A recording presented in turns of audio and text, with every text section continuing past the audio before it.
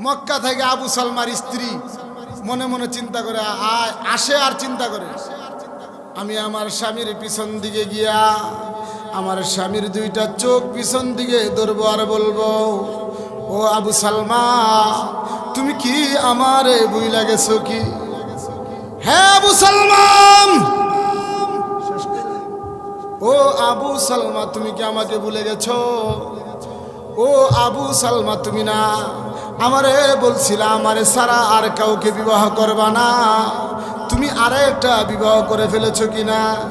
এমন ভাবে পিছন দিক দিয়ে চোখটা চাপটা দিয়ে ধরবো, ধরে আমি আমার প্রাণের স্বামীকে কত না কথা বলবো, ও স্বামী এই 6 মাস 6 বছর আমাদেরকে সারা আপনার কেমনে সময় কেটেছে।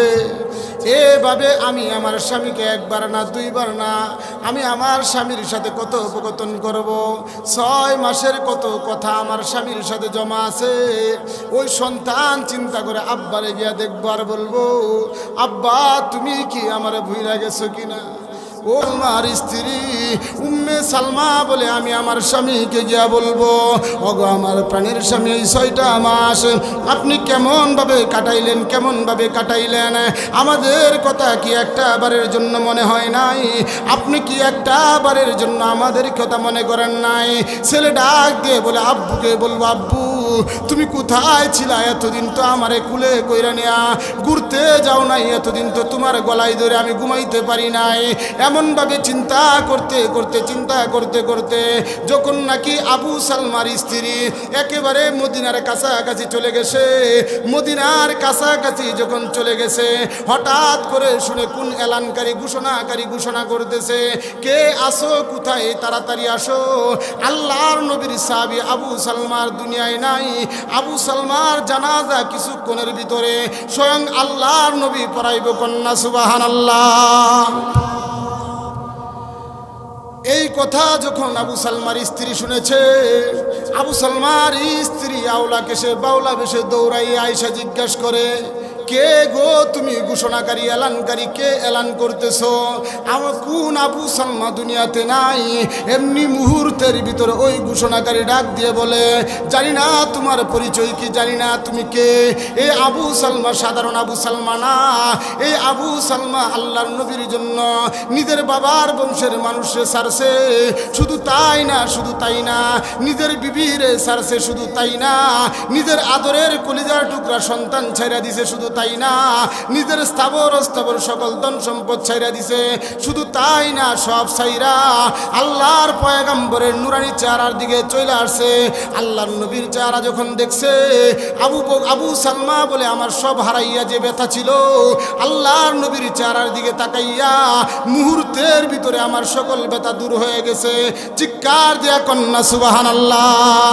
এই আবু সালমা সাধারণ আবু সালমা না, যে আবু সালমার কারণ জন্য স্বয়ং আল্লাহ সূরাতুল বাকারার 207 নম্বর আয়াত নাজিল করেছে। এই আবু সালমা দুনিয়া থেকে চলে গেছে, এমনি মুহূর্তের ভিতরে তার বিবি দৌড়াইয়া বলে, কোথায় আবু সালমার লাশটা কোথায়, আমারে একটাবার দেখতে দিবানি?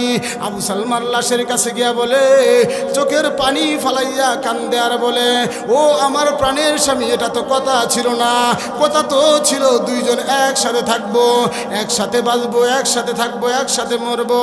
ওগো আমার প্রাণের স্বামী, আজকে তুমি তো আমাদেরকে ছাইরা চইলা গেলা, আজকে 6 মাস হয়ে গেল তোমার সাথে দেখা নাই।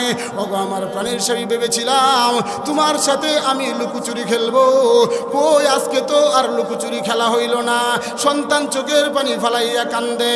এমনি মুহূর্তের ভিতরে আল্লাহর নবী বলে, ও সাহাবায়ে কেরাম, আবু সালমার বিবিরে বলো, আবু সালমার বিবিরে শোনায়া দাও, আজ থেকে স্বয়ং আবু সালমার স্ত্রীর দায়িত্ব আমি স্বয়ং আল্লাহর রাসূল নিলাম, কোন সুবহানাল্লাহ। ও সাহাবায়ে কেরাম শুনো, আজ থেকে আমি স্বয়ং নবীজি আবু সালমার স্ত্রীর দায়িত্ব নিলাম। বলে কেমন দায়িত্ব? আমি তাকে বিবাহ করতে রাজি। বলে আমার দায়িত্ব নবী নিল, আমার সন্তানের দায়িত্ব কি নেবে? আমি আবু সালমার কাছে গিয়ে হাসর মাঠে কি জবাব দেব? তখন বলে, ও সাহাবায়ে কেরাম শোনো, আবু সালমার বিবিরে বলো আমি তার সন্তানের দায়িত্ব নিলাম, আজ থেকে আবু সালমার সন্তানের দায়িত্ব আমি নবীর, আজ থেকে আমি নবী আবু সালমার সন্তানের বাবা হয়ে গেলাম। কোন